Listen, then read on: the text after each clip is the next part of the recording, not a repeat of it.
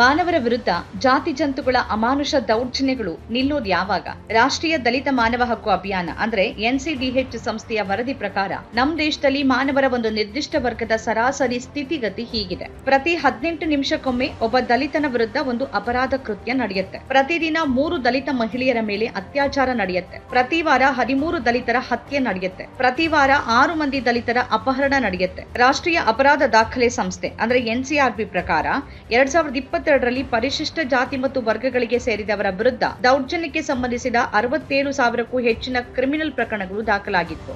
ಅಂದ್ರೆ ದೇಶದಲ್ಲಿ ಆ ವರ್ಷ ಪ್ರತಿದಿನ ದಲಿತರ ಮೇಲೆ ದೌರ್ಜನ್ಯದ ಸುಮಾರು 183 ಪ್ರಕರಣಗಳು ನಡೆದಿತ್ತು. ಪ್ರಸ್ತುತ 67,000 ಪ್ರಕರಣಗಳ ಪೈಕಿ 17,166 ಪ್ರಕರಣಗಳಲ್ಲಿ ವರ್ಷಾಂತ್ಯದವರೆಗೂ ಪ್ರಾಥಮಿಕ ತನಿಖೆ ಪೂರ್ತಿಯಾಗಿರಲಿಲ್ಲ. ಪ್ರಸ್ತುತ ಪ್ರಕರಣಗಳ ಪೈಕಿ 98% ಪ್ರಕರಣಗಳು ದೇಶದ ಕೇವಲ 13 ರಾಜ್ಯಗಳಲ್ಲಿ ದಾಖಲಾಗಿದ್ವು. ಉತ್ತರ ಪ್ರದೇಶದಲ್ಲಿ 23.78%, ರಾಜಸ್ಥಾನದಲ್ಲಿ 16.75%, ಮಧ್ಯಪ್ರದೇಶದಲ್ಲಿ 14.97%.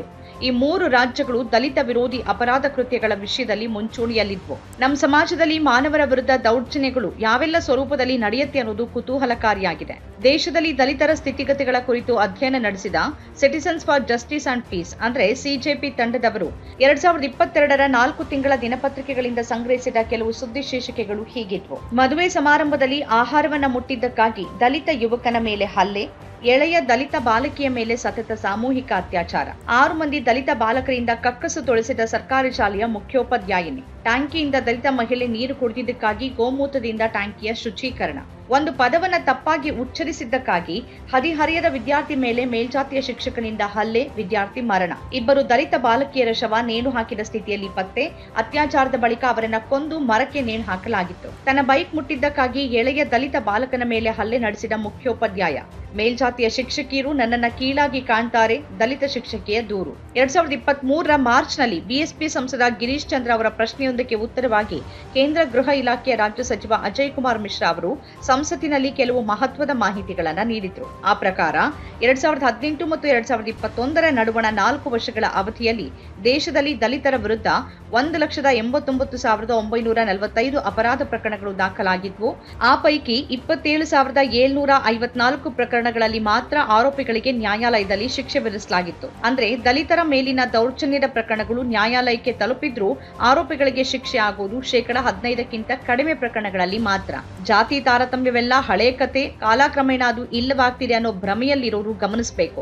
ದಲಿತರ ಮೇಲಿನ ದೌರ್ಜನ್ಯದ ಪ್ರಕರಣಗಳು ಕ್ರಮೇಣ ಕಡಿಮೆಯಾಗುವ ಬದಲು ಹೆಚ್ಚುತ್ತಲೇ ಇವೆ. ಭಾರತದ ರಾಷ್ಟ್ರೀಯ ಅಪರಾಧ ದಾಖಲೆ ಬ್ಯೂರೋ ಅಂದ್ರೆ NCRB ಅವರ 2022ರ ವರದಿ ಪ್ರಕಾರ ಹಿಂದಿನ ವರ್ಷಕ್ಕೆ ಹೋಲಿಸಿದ್ರೆ ಆ ವರ್ಷ ದೇಶದಲ್ಲಿ ಪರಿಶಿಷ್ಟ ಜಾತಿಗಳ ಜನರ ವಿರುದ್ಧ ಅಪರಾಧ ಪ್ರಕರಣಗಳಲ್ಲಿ 13.1% ಮತ್ತು ಪರಿಶಿಷ್ಟ ಪಂಗಡಗಳ ಜನರ ವಿರುದ್ಧ ಅಪರಾಧ ಪ್ರಕರಣಗಳಲ್ಲಿ 14.3% ಹೆಚ್ಚಳ ಆಗಿತ್ತು. ದುರಂತದ ಮಟ್ಟ ನೋಡಿ. ದಲಿತರ ಮೇಲಿನ ದೌರ್ಜನ್ಯದ ಅದೆಷ್ಟೋ ಘಟನೆಗಳ ದೂರು ಪೊಲೀಸ್ ಠಾಣೆವರೆಗೂ ತಲುಪೋದೇ ಇಲ್ಲ. ಅಪರಾಧ ಮಾಡಿದವರು ಸಂತ್ರಸ್ತರನ್ನ ಹೆದರಿಸಿ ಬೆದರಿಸಿ ಅವರು ಠಾಣೆಗೆ ದೂರು ನೀಡದಂತೆ ನೋಡ್ಕೊಳ್ತಾರೆ. ಸಂತ್ರಸ್ತರ ಬಾಯಿ ಮುಚ್ಚಿಸುವ ಈ ಒಂದು ಅಪರಾಧವು ಎಷ್ಟೋ ದೊಡ್ಡ ದೊಡ್ಡ ಅಪರಾಧಗಳ ಮೇಲೆ ತೆರೆ ಎಳೆದು ಬಿಡುತ್ತೆ. ಇನ್ನು ದೂರು ಪೊಲೀಸ್ ಠಾಣೆ ತನಕ ತಲುಪಿಬಿಟ್ರು ಕೂಡ ಅದು ಯಾವುದಾದ್ರೂ ಪ್ರಭಾವಶಾಲಿ ವ್ಯಕ್ತಿ, ಕುಟುಂಬ ಅಥವಾ ಜಾತಿಯವರ ವಿರುದ್ಧವಾಗಿದ್ರೆ FIR ದಾಖಲಾಗುವ ಸಾಧ್ಯತೆ ತೀರಾ ಕಡಿಮೆ. ಪೊಲೀಸರೇ ವಿವಿಧ ಸಬೂಬುಗಳನ್ನೊಡ್ಡಿ ದೂರುದಾರರನ್ನ ಮನೆಗೆ ಮರಳಿಸುವ ಸಾಧ್ಯತೆಗಳು ಇರುತ್ತೆ. ಒಂದ್ ವೇಳೆ FIR ದಾಖಲಿಸಿದ್ರು ಚಾರ್ಜ್ ಶೀಟ್ ಆಗೋ ಮುನ್ನ ಎಲ್ಲರೂ ಎಲ್ಲವನ್ನ ಮರೆತು ಸುಮ್ಮನಾಗ್ಬಿಡುವಂತೆ ನೋಡ್ಕೊಳ್ಳಲಾಗತ್ತೆ.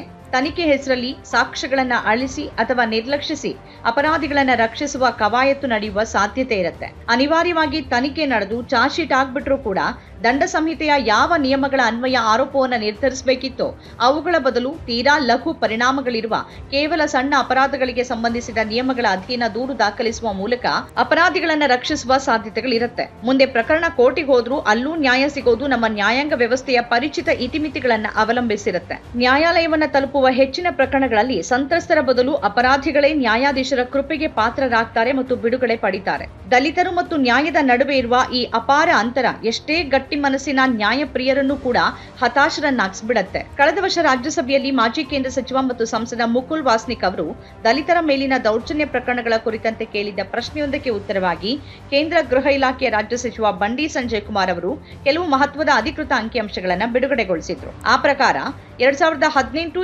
2020 ಸಾಲಿನಲ್ಲಿ ಪರಿಶಿಷ್ಟ ಜಾತಿ ಮತ್ತು ಪರಿಶಿಷ್ಟ ವರ್ಗಗಳಿಗೆ ಸೇರಿದವರ ದೌರ್ಜನ್ಯದ 45,948 ಪ್ರಕರಣಗಳು ದಾಖಲಾಗಿದ್ವು. ಆ ಪೈಕಿ 34,741 ಪ್ರಕರಣಗಳಲ್ಲಿ ತನಿಖೆ ನಡೆದು ಚಾರ್ಜ್ ಶೀಟ್ ದಾಖಲಾಗಿತ್ತು. ಆದರೆ 4,007 ಪ್ರಕರಣಗಳಲ್ಲಿ ಮಾತ್ರ ಆರೋಪಿಗಳಿಗೆ ಶಿಕ್ಷೆಯಾಗಿತ್ತು. ರಾಷ್ಟ್ರೀಯ ಅಪರಾಧ ದಾಖಲೆ ಸಂಸ್ಥೆ ಒದಗಿಸಿರುವ ಮಾಹಿತಿಗಳ ಪ್ರಕಾರ 2018 ರಿಂದ 2022 ಅವಧಿಯಲ್ಲಿ ದಾಖಲಾದ ಪರಿಶಿಷ್ಟ ಜಾತಿಗಳ ಜನರ ವಿರುದ್ಧ ದೌರ್ಜನ್ಯದ ಪ್ರಕರಣಗಳ ಪೈಕಿ 28.5% ರಿಂದ 42.4% ಪ್ರಕರಣಗಳಲ್ಲಿ ಮಾತ್ರ ಅಪರಾಧಿಗಳಿಗೆ ಶಿಕ್ಷೆ ಘೋಷಣೆ ಮಾಡಲಾಗಿದೆ. ರಾಷ್ಟ್ರ ಮಟ್ಟದ ಈ ದಾರುಣ ಪರಿಸ್ಥಿತಿಗೆ ಹೋಲಿಸಿದ್ರೆ ನಮ್ಮ ಕನ್ನಡ ನಾಡಿನ ದುರವಸ್ಥೆಯಂತೂ ತೀರಾ ಲಜ್ಜಾಸ್ಪದವಾಗಿದೆ. ಇಲ್ಲಿ ಪರಿಶಿಷ್ಟ ಜಾತಿಯವರು ಮತ್ತು ಪರಿಶಿಷ್ಟ ವರ್ಗದವರ ವಿರುದ್ಧ ದೌರ್ಜನ್ಯದ 100 ಪ್ರಕರಣಗಳು ಪ್ರತಿ ವರ್ಷ ದಾಖಲಾಗುತ್ತೆ. ಆದರೆ ಅಂತಹ ಎಷ್ಟು ಪ್ರಕರಣಗಳಲ್ಲಿ ಅಪರಾಧಿಗಳಿಗೆ ಶಿಕ್ಷೆ ಆಗುತ್ತೆ ಅನ್ನೋದನ್ನ ಗಮನಿಸಿದ್ರೆ ಹೃದಯ ಉಳ್ಳವರಿಗೆ ಆಘಾತ ಆಗೋದು ಖಚಿತ. ಉದಾಹರಣೆಗೆ 2021ನೇ ವರ್ಷದಲ್ಲಿ ದಾಖಲಾದ ಪ್ರಕರಣಗಳು 2,129. ಆ ಪೈಕಿ ಅಪರಾಧಿಗಳಿಗೆ ಶಿಕ್ಷೆಯಾದ ಪ್ರಕರಣ ಕೇವಲ 46, ಅಂದ್ರೆ 2.16%. 2022ರಲ್ಲಿ ದಾಖಲಾದ ಪ್ರಕರಣಗಳು 2,515. ಆ ಪೈಕಿ ಅಪರಾಧಿಗಳಿಗೆ ಶಿಕ್ಷೆಯಾದ ಪ್ರಕರಣ ಕೇವಲ 24, ಅಂದ್ರೆ 0.95. 2023ರಲ್ಲಿ ದಾಖಲಾದ ಪ್ರಕರಣಗಳು 2,553. ಆ ಪೈಕಿ ಅಪರಾಧಿಗಳಿಗೆ ಶಿಕ್ಷೆಯಾದ ಪ್ರಕರಣ ಕೇವಲ 16, ಅಂದ್ರೆ 0.62. 2024ರಲ್ಲಿ ದಾಖಲಾದ ಪ್ರಕರಣಗಳು 2,524. ಆ ಪೈಕಿ ಅಪರಾಧಿಗಳಿಗೆ ಶಿಕ್ಷೆಯಾದ ಪ್ರಕರಣ ಕೇವಲ 2, ಅಂದ್ರೆ 0.07.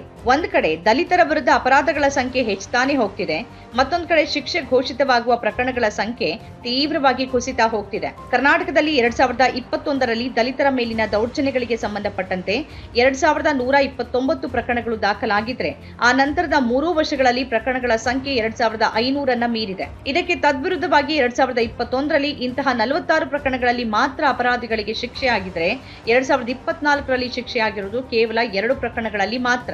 2022ರಲ್ಲಿ ಶಿಕ್ಷೆಯಾದ ಪ್ರಕರಣಗಳ ಸಂಖ್ಯೆ 1% ಕೆಳಮಟ್ಟಕ್ಕೆ ಕುಸಿದಿದ್ರೆ 2024ರ ಹೊತ್ತಿಗೆ ಶಿಕ್ಷೆಯಾದ ಪ್ರಕರಣಗಳ ಸಂಖ್ಯೆ ಬಹುತೇಕ ಶೂನ್ಯ ಮಟ್ಟಕ್ಕೆ ಕುಸಿದು ಬಿದ್ದಿದೆ. ಅಂದ್ರೆ ಖುಲಾಸೆಯ ಪ್ರಮಾಣ ಬಹುತೇಕ 100%. ನೀವು ದಲಿತರ ಮೇಲೆ ಎಷ್ಟು ಬೇಕಾದ್ರೂ ದೌರ್ಜನ್ಯಗಳನ್ನ ಮಾಡಿ ನಿಮಗೆ ಯಾವುದೇ ಶಿಕ್ಷೆ ಆಗದಂತೆ ನಾವು ನೋಡ್ಕೊಳ್ತೀವಿ ಅಂತ ಈ ತನಕ ನಮ್ಮ ಕರ್ನಾಟಕ ಸರ್ಕಾರವಾಗ್ಲಿ ಇಲ್ಲಿನ ನ್ಯಾಯಾಲಯಗಳಾಗ್ಲಿ ಪೊಲೀಸ್ ಇಲಾಖೆಯಾಗ್ಲಿ ಅಧಿಕೃತವಾಗಿ ಘೋಷಣೆ ಮಾಡಿಲ್ಲ ಅನ್ನೋದು ನಿಜ. ಆದ್ರೆ ಅನಧಿಕೃತವಾಗಿ ಅವ್ರು ನೀಡಿರುವ ಸಂದೇಶ ಇದೇ ತಾನೇ. ಶಿಕ್ಷೆ ಆಗೋ ಪ್ರಕರಣಗಳ ಆಘಾತಕಾರಿ ಕನಿಷ್ಠ ಅನುಪಾತ ಸೂಚಿಸೋದು ಇದನ್ನೇ ಅಲ್ವಾ? ಕರ್ನಾಟಕದಲ್ಲಿ ಈ ಸನ್ನಿವೇಶಕ್ಕೆ ಪರಿಹಾರವಾಗಿ ದಲಿತರ ಮೇಲಿನ ದೌರ್ಜನ್ಯಗಳಿಗೆ ಸಂಬಂಧಪಟ್ಟಂತ ದೂರುಗಳನ್ನು ದಾಖಲಿಸಿ ತನಿಖೆ ನಡೆಸೋಕೆ ಅಂತಾನೆ ಮೀಸಲಾಗಿರುವ 33 ವಿಶೇಷ ಪೊಲೀಸ್ ಠಾಣೆಗಳನ್ನ ಸ್ಥಾಪಿಸಲಾಗ್ತಾ ಇದೆ. ಈ ಕುರಿತು ನಿರ್ಧಾರವನ್ನ ರಾಜ್ಯ ಮುಖ್ಯಮಂತ್ರಿಗಳು 2 ವರ್ಷಗಳ ಹಿಂದೆನೇ ಪ್ರಕಟ ಮಾಡಿದ್ದರಾದ್ರೂ ಕೂಡ ಅದರ ಅನುಷ್ಠಾನಕ್ಕೆ ಇಷ್ಟು ಸಮಯ ತಗಲಿದೆ. ಇದೇ 14ನೇ ತಾರೀಕು ಕಾರ್ಯಾರಂಭ ಮಾಡಿರುವಂತ ವಿಶೇಷ ಪೊಲೀಸ್ ಠಾಣೆಗಳ ಸ್ಥಾಪನೆಯೊಂದಿಗೆ ದಲಿತರ ಮೇಲಿನ ದೌರ್ಜನ್ಯಗಳ ಸಮಸ್ಯೆಗಳೆಲ್ಲ ಪರಿಹಾರ ಆಗ್ಬಿಟ್ವು ಅಂತ ಅನ್ನುವಂತಿಲ್ಲ. ಯಾಕಂದ್ರೆ ಪ್ರಸ್ತುತ ಠಾಣೆಗಳಿಗೆ ಸಂಬಂಧಪಟ್ಟಂತೆ ಬಜೆಟ್, ಸಿಬ್ಬಂದಿ, ಸ್ವಾಯತ್ತತೆ ಇತ್ಯಾದಿ ವಿಷಯಗಳಲ್ಲಿ ಸಾಕಷ್ಟು ಅಸ್ಪಷ್ಟತೆ ಈಗಲೂ ಇದೆ. ಇನ್ನು ಒಂದ್ ವೇಳೆ ಈ ಎಲ್ಲ ಠಾಣೆಗಳು ಬಹಳ ಸಮರ್ಥವಾಗಿ ಕಾರ್ಯನಿರ್ವಹಿಸೋಕೆ ಆರಂಭಿಸಿದ್ರು ಅಂತಿಮವಾಗಿ ಸಂತ್ರಸ್ತರಿಗೆ ನ್ಯಾಯ ಒದಗಿಸುವ ಕೃಪೆಯನ್ನ ತೋರ್ಬೇಕಾಗಿದ್ದು ಈ ಹಿಂದೆ ದೌರ್ಜನ್ಯಕೋರ ಜಂತುಗಳಿಗೆ ಬಹುತೇಕ 100% ಪ್ರಕರಣಗಳಲ್ಲಿ ಖುಲಾಸೆ ತೀರ್ಪು ಕೊಟ್ಟುಬಿಟ್ಟ ಅದೇ ನಮ್ಮ ಹಳೆಯ ಉದಾರ ಸಾಂಪ್ರದಾಯಿಕ ನ್ಯಾಯಾಲಯಗಳು ಮತ್ತು ಅದೇ ನಮ್ಮ ಬಹುಮಾನ್ಯ ಮೈಲಾಡ್ಗಳು. ನಮ್ಮ ಕಾರ್ಯಕ್ರಮಗಳನ್ನ ನೀವು ನೋಡ್ತಾ ಇದ್ರೆ ನಮ್ಮ ಚಾನೆಲ್ ಅನ್ನ ಸಬ್ಸ್ಕ್ರೈಬ್ ಮಾಡಿ, ಪಕ್ಕದ ಬೆಲ್ ಐಕಾನ್ ಒತ್ತಿ ನಮ್ಮನ್ನ ಬೆಂಬಲಿಸಿ. ಹಾಗೆ ನಮ್ಮ ಕಾರ್ಯಕ್ರಮಗಳನ್ನ ಲೈಕ್ ಮಾಡಿ, ಕಮೆಂಟ್ ಮಾಡಿ, ಅದನ್ನ ಬೇರೆಯವರಿಗೂ ವಾಟ್ಸ್ಆಪ್ ಮೂಲಕ ಶೇರ್ ಮಾಡಿ. ನೀವು ಹೀಗೆ ಮಾಡಿದಾಗ ನಮ್ಮ ಚಾನೆಲ್ ಇನ್ನಷ್ಟು ಮತ್ತಷ್ಟು ಜನರಿಗೆ ತಲುಪಲು ನೀವು ನಮ್ಮೊಂದಿಗೆ ಸಹಕರಿಸಿದ ಹಾಗಾಗುತ್ತೆ. ಇದು ನೀವು ಯಾವುದೇ ಖರ್ಚಿಲ್ಲದೆ ಕೆಲವೇ ಸೆಕೆಂಡುಗಳಲ್ಲಿ ನೀಡಬಹುದಾದ ಸಹಕಾರ. ಧನ್ಯವಾದಗಳು.